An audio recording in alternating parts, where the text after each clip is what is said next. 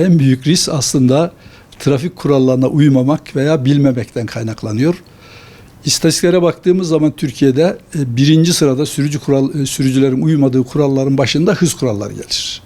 Hız kurallarını ya bilmiyoruz ya uymuyoruz. Bunun yanında önemli şeylerden biri de yol hipnozudur. Bu yorgunluk, dalgınlık, dikkatsizlik, trafik kazalarının nedenlerinde. Kısaca bunların üzerinde durmak istiyorum. Bunlardan hız körlüğü dedik. Hız körlüğü normalde elimizi şöyle açtığımız zaman biz aşağı yukarı bak 180 açıyla bunu görürüz. Hız arttıkça görüş açısı azalmaya başlar. Sürücü çevredeki nesneleri, olayları, olguları artık algılayamaz. Mesela neden şehir içinde hız en fazla 50'de, şehirler arası yolda veya otoyolda 140'a kadar hız sınırı var? Çünkü otoyolda çevresi bile otokorkuluklarla örülmüştür. Herhangi bir şey giremez. Ama şehir içinde her taraftan her şey gelebilir. Hız körlüğü olmaması için tabii ve kazaların da azalması için bu kurallar konmuş. Bize düşen kuralların önemine, gereğine inanmak ve bunlara uymaktır. Sürücüler de bunu maalesef çok bilmiyor. Hızda şöyle bir şey gösterebilirim. Pardon. Mesela şunu eğer görüşe alabilirsek, evet. Şöyle baktığımız zaman hızımız 40 kilometre olduğu zaman 100 derece açıyı görebiliriz. Şu yayalar var gördüğümüz gibi. Bunların hepsini sürücü görebilir. Gördüğü zaman fren kullanarak bir kazayı önleyebilir. 70'e çıktığı zaman görüş açımız 75'e düşer. İşte 100'e çıktığı zaman 45'e. 130'a çıktığı zaman 30 derecelik alanı görebiliriz. Şu yayaların hiçbirisini göremeyiz. Yaya bizi görürse kendisini kurtarabiliriz. Biz sürücü olarak bunları kurtarma şansımız olmaz.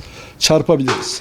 Onun için nerede, ne zaman, nasıl hız yapacağımızı bilmemiz gerekiyor özetle. O bakımdan sürücülere tavsiyemiz mutlaka bir yerde tabela varsa, hız kuralları varsa bunlara uyacağız. Bazen aşırı hız kaza neden olurken bazen düşük hızda kaza neden olabilir. Onun için nerede, nasıl hız yapacağımızı bilmemiz gerekiyor. Diğer bir şey de otoyol hipnozu ya da beyaz ateş çizgisi olarak da adlandırılır. Yol hipnozu dediğimiz.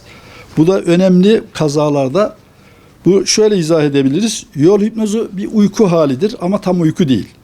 Uzun yol sürüşlerinde 2,5 saatten sonra ortaya çıkar. 4. saatte zirveye ulaşır. Uykunun ritmine bağlı olarak gece daha fazla görülür. Uzun yoldaki şeridin ve ışıkların devamlı hale gelmesi beynin bunu algılamada zorlanmasıyla oluşur. Hatta bir kaza anında sürücü son 15 dakikasını hatırlamaz. Bu ayakta uyumak ya da gözleri açık araç kullanmak gibi bir şeydir ama tam da uyku değildir. 2004 yılında yol hipnozunun nasıl ortaya çıktığı araştırılmış. Deneklerin beyin elektroları çekilerek yapılmış. Sonuçta düz yolda ve otoyollarda yol hipnozunun daha çok olduğu ortaya çıkmış. Bunlardan kişi 4 saatten az uyku ile yorgun, dalgın bir şekilde veya hemen yemekten sonra aracına bindiyse ya da zihnini meşgul eden çok önemli bir meselesi varsa aracına biner binmez bile yol hipnozuna yakalanabilir.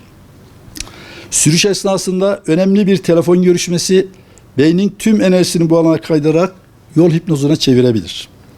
Yol hipnozu direksiyon başında uyumaktan farklıdır. Uyumak değildir sadece.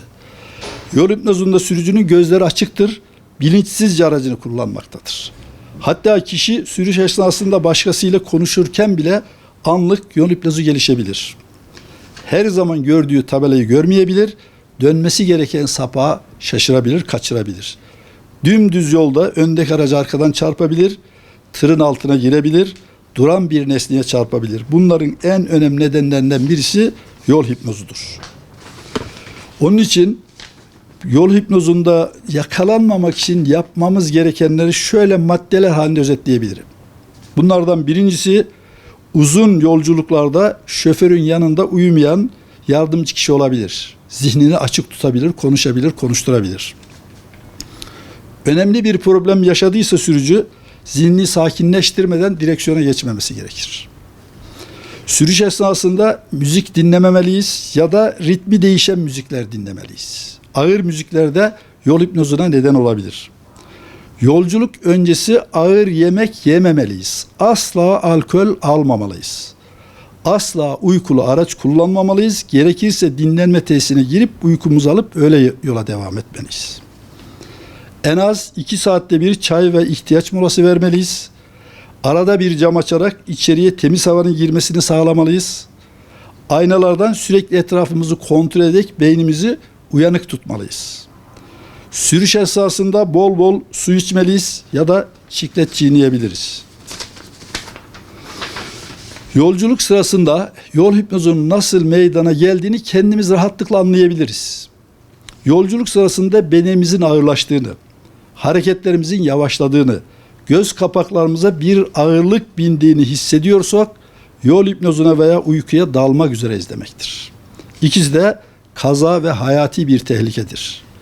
Mutlaka aracımızı uygun bir yere çekip dinlenmeliyiz. Bakışımızı aynı noktaya sabitleyerek yola devam etmemeliyiz. Çevremizdeki unsurları da gözlemleyebiliriz. Günlük hayatta uyuduğumuz saatten mümkünse kaçınmalıyız. Örneğin gece 11 ile 7 arasında uyuyorsak mümkünse bu saatlerce yolculuk yapmamalıyız. Çünkü biyolojik saatimiz bizi rehavete sürükleyebilir. Eğer gideceksek mutlaka önceden kendimizi buna hazırlamalıyız. Gerekirse biraz uykumuzu almalıyız önceden. Bedenimizde bir ağırlaşma hissettiğimiz zaman klimayı açarak araç içi ısıyı düşürebiliriz. Soğuk hava geçici olsa bizi dinç ve dinamik yapabilir. Bu ve buna benzer önlemler alarak yol hipnozundan kendimizi kurtarabiliriz. Dolayısıyla yorgun, dalgın, dikkatsiz bir şekilde yola gitmemeliyiz. Şunu da önemli vurgulamak ve hatırlatmak isterim ki uzun yol sürüşlerinde yolun bitimine ortalama 40-50 kilometre kala daha çok kazalar olur. Çünkü sürücü geldim, evime yaklaştım düşüncesiyle dikkati dağılıyordur, belli ediyordur yol hipnozu kendisine ama sürücü geldim diye bunu önemsemez. Bir an dalgınlık, anlık bir dalgınlık Allah korusun kazalara neden olabilir. O bakımdan sürücülerimizin bunlara çok dikkat etmesi gerekir. Bir de ikinci sırada sürücülerin en çok uymadığı kurallardan biri kavşaklardır. Kavşaklarda geçiş hakkına maalesef uymuyorlar. Bunların çoğu bilgisizlik ya da umursamamazlıktır. Ama sonuçta kendi hayatlarıyla ya da başkasının hayatıyla bunu ödemek zorunda kalıyoruz. Onun için tüm sürücülerimizin trafik kurallarının önemine, gereğine inanarak bunları öğrenmesi, bilmesi gerekir. Türkiye'deki eğitimlerin de buna göre kaliteli olması gerekir. Herkese kazasız, belasız, güvenli bir sürücülük diliyorum. Teşekkür ediyorum sizlere de.